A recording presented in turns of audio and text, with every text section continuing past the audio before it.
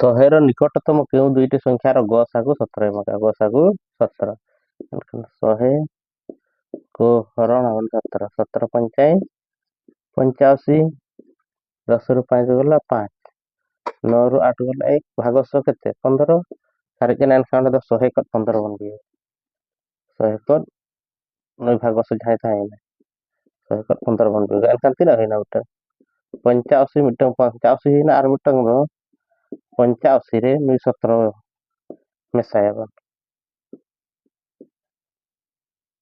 7 5 12 ରୁ 2 ହାତ କଣ ହେଲା 1 8 1 9 1 10 102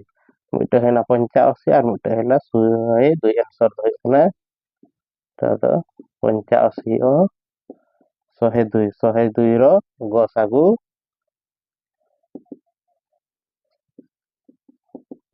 ଗସାଗୁ 17 ଯାହାକି 100 ର ନିକଟତମ 100 ର ନିକଟତମ 85 नोडे 100 ଲେଙ୍ଗା ପୃଷ୍ଠତା ହେଲା 85 ଜେଜେ ପୃଷ୍ଠତା ହେଲା 102